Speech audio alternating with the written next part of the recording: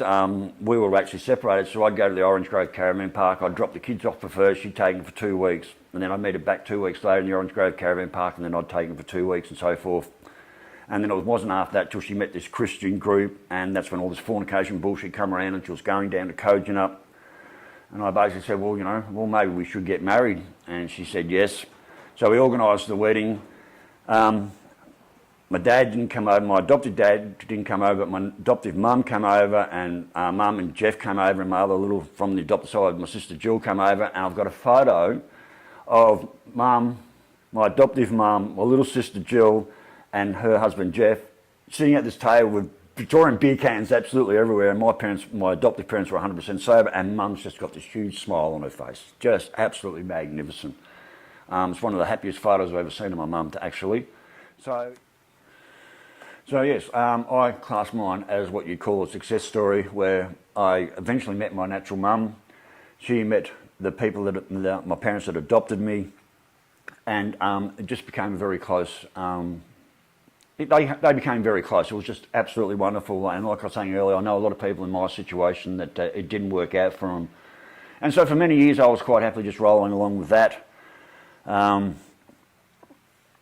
Anyway, a few years later, I decided to pack up and head back to Victoria. Amory and I, we were just done. We could not be close to each other.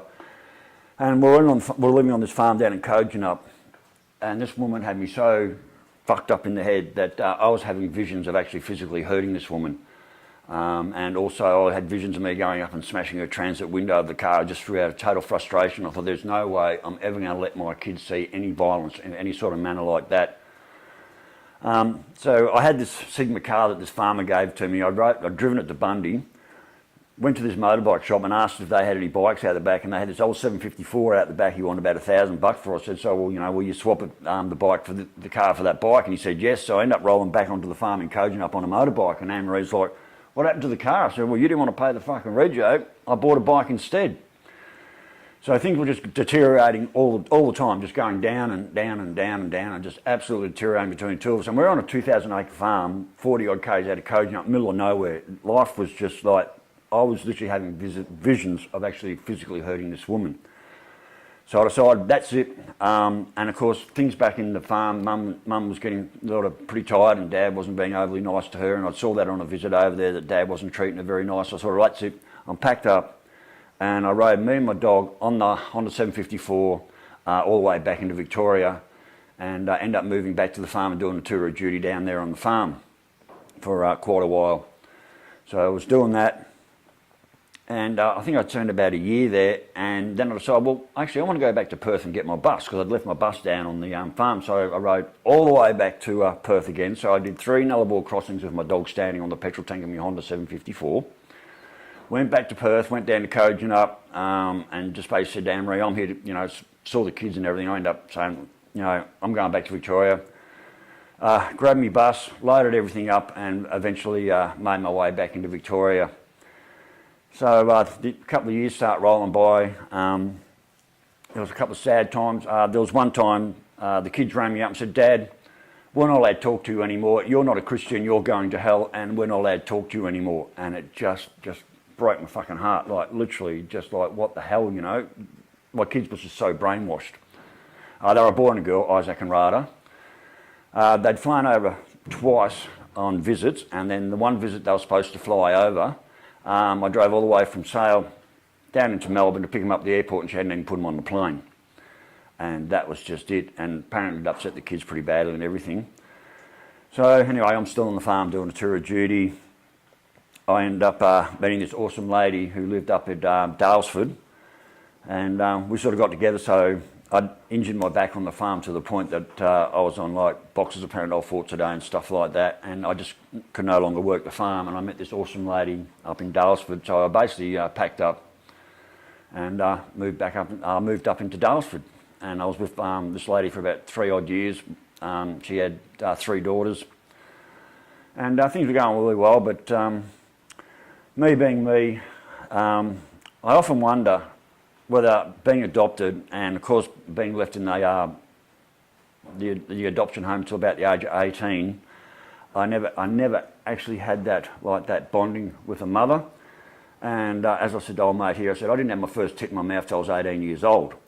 So I never had that connection, that solid connection, and I often wonder if, you know, if that's the reason I had so many failed relationships, because I had this self-destruct emotional barrier where I'd get with someone for a couple of years and then all of a sudden I decide to destroy the relationship. So, and for quite a few ladies out there, I do owe a lot of apologies for my very terrible behaviour. So anyway, we get a few years on later, and I'm up in Dalesford, and then of course same thing, I self-sabotaged there, and me and that lady, we parted company, and I ended up living in a little ammo shed out the back of this other lady's place, who I wasn't having anything to do with that way, in this little ammo shed out the back of a place called Creswick.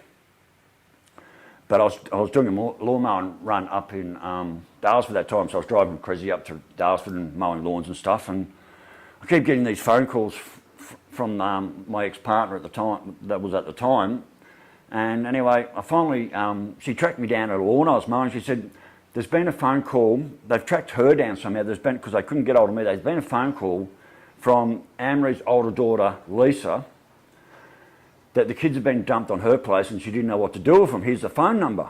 So what the hell? So I pack all my gear, roll straight down to Creswick, I'll ring up Lisa, and Lisa said, Mum's just dropped the twins here. They've been here for 2 weeks. They've eaten me out of house and home. And if you don't do something about them, they're going to welfare.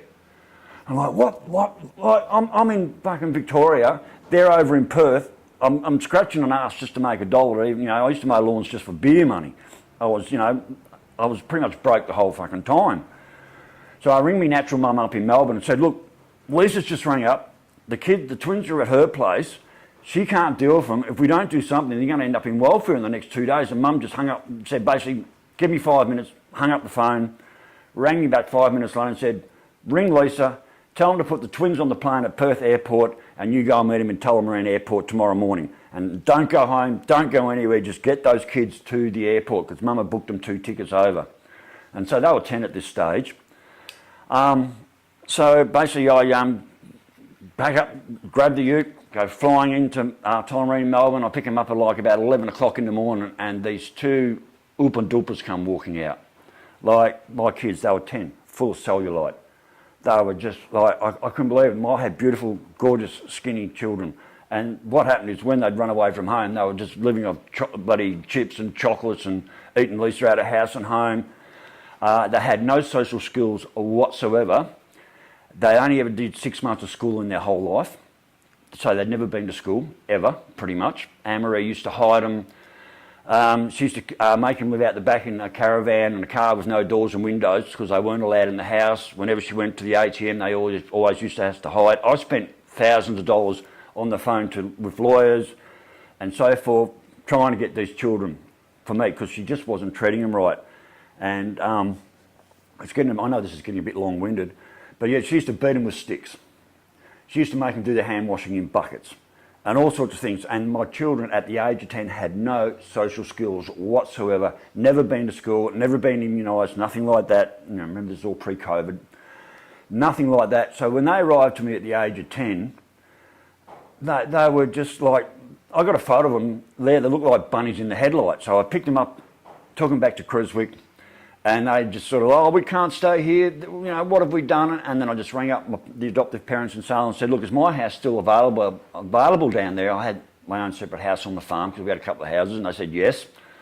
Loaded me bikes and everything you could in the back of the ute I had, and just literally drove straight to Sale, and we set up shop there. And then I was sort of, you know, I'm just getting to know my kids again. I hadn't seen them in probably 5 years. 5 or 6 years I hadn't seen my twins at all.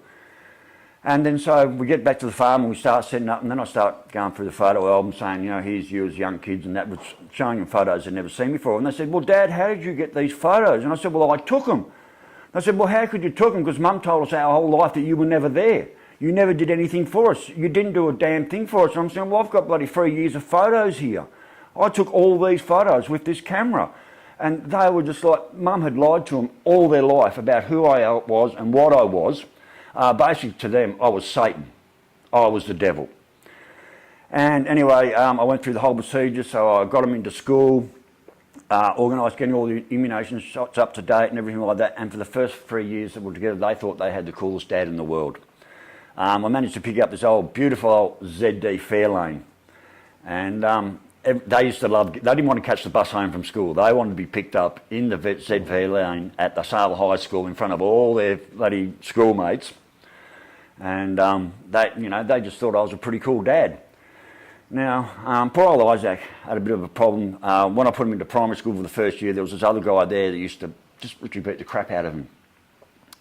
And when they moved to secondary school, the same thing was going on. Isaac was just bullied. And I sort of kept saying, look, one day, Isaac, you're really just going to have to stand up. I told him a story of what happened to me when I was in school, where I had this one guy, Ricky Buddy, whatever his name was, and every break he'd come around and they'd all egg him on, they'd beat him, and I'd close up and and then one day I just turned around and got him a few things like this, knocked the shit out of him, and basically I never got bullied again.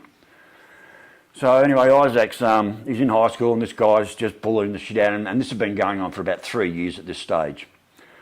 Anyway, I'm sitting at my computer desk at home and I get this phone call. Oh, I'm so-and-so from the Sale High School. I'm the principal.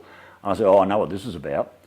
And he said, your son's just knocked someone out. And I said, is that same arsehole that's been bullying him for the last 3 years?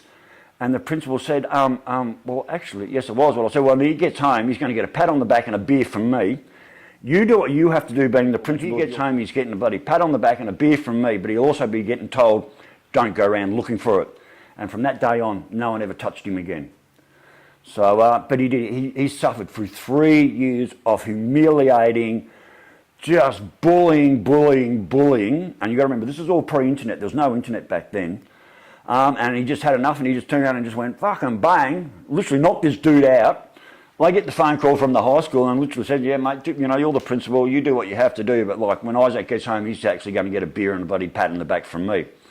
And I think that sort of, helped him along from a long way. And then later on, years in life, when Isaac and I did have that conversation, that I brought him from a girl to a man.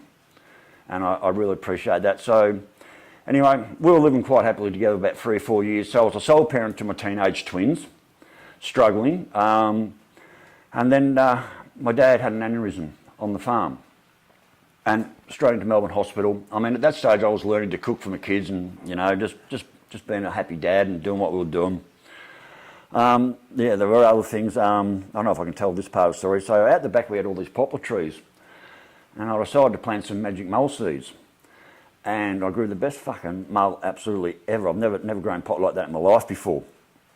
And anyway, I'd been with this lady for a while that helped me and my kids along. Then we'd separated. She cheated on me with some prick from fucking jail. So that relationship ended. And I decided to go to the doctors and say, well, I'm going to get the old snip. And the doctor said, well, have you got a partner? I said, no. So, yep, no worries. So anyway, I get the old chop and of course the old nutsack gets infected, doesn't it? So we're living out of town on the farm and it got to the point that my nuts were so big, they'd cover my whole hand and they were black. I was in and out of hospital multiple times, getting whatever it did, ultrasound and everything. So I got laid up in bed for about 3 weeks at a time. So every morning before school, rather bring me a cup of coffee or a cup of tea and so forth, and then all the kids had to go out and water the mull plants for me. And then of course, come harvest time, I'd have to bring it all in and do all the pruning, and the kids would come home and say, well, shit, we can't even bring any of our friends home, Dad, because every time we come home from school, there's all this mull in the lounge room. We can't sort of bring any of our friends home. But that, I know it's an illegal thing, and this was all years ago, but we went from having nothing to suddenly I could buy the kids a trampoline. Suddenly I can buy them new shoes. Suddenly I could do all the things I could never do from before. I mean, we were dirt poor, literally. I was on a pension with 2 teenage twins eating me out of house and home. And life was really cool for quite a long time. And then, of course, Dad got this aneurysm. Dad was shipped up to Melbourne Hospital. Mum just literally went straight up there to be with him. He was up there for about 3 or 4 weeks at that stage, in and out of comas and stuff like that. he was crook. He was almost dead. So at that stage, I was going over to the farmhouse and feeding the cat and just keeping the domestic animals alive. And then I looked down the paddock, and I'm looking at all our beef cattle and stuff because we had dairy beef farm. So this guy Greg was running the dairy farm, but had nothing to do with the beef side of the farm. And I looked down to the morass, and there's no food. There's nothing. The cows are trying to eat the tops of the thistles. I'm like, what the fuck, And I hadn't been engaged with farming with my dad. I just was on the house and just living there on the farm and teaching the kids how to drive cars and ride motorbikes and all that sort of stuff. I mean, the kids learnt to ride a motorbike was a Z400 Twin. That was their first bike they learnt to ride on. And there's stories about that too. But anyway, and then also I started having to work the farm. I went down and started slashing the thistles everywhere, and then also I had to do this, and I was doing that, and I had no idea what I was doing. So I went from just being a sole parent of teenage twins to suddenly I was doing 70 hours a week, trying to put this farm, trying to save the farm from actually wreck. We were going to lose the farm. Trying to save this farm from wreck and ruin, and this was like about a 1,500 acre farm, about 3 farms combined. And also I went from that, and then the pain increased my back. I was towing ropes and laying water, and I was doing like, I'd literally gone to doing 70 plus hours a week. And then I went and saw my doctor, and they put me on these things called tramadol. Here comes the rain again. After a week of being on these tramadols, I started going psychotic. And to a certain point that I was never violent, but Isaac had not washed the dishes that morning before going to school, and I messaged him, you didn't do the dishes. And he sent back, fuck off, Dad. And oh my God. So, I mean, the kids were like 15 at this stage. So they got off the bus, and of course I into Isaac, and I'm like, and I realised, holy shit, I'm losing my shit here. Something's got to change, because at that stage I was like drinking half a bottle of Southern Comfort every night. I was smoking heaps of bloody pot, and I was taking these fucking tramols. And I'd literally gone psychotic. Before that I was on Panadol Forte, not a problem. I was, I was on, I think I was on 12 Panadol Fortes a day. So I was on 12 Panadol Fortes a day, drinking half a bottle of Southern Comfort, and smoking a shitload of pot. And then they put me onto these tramadols, and it just fucked me up. Like I became aggressive. And anyway, my kids left home. I dated this chick down the road for a while, and then just it got too much, so they ran off down to her place. And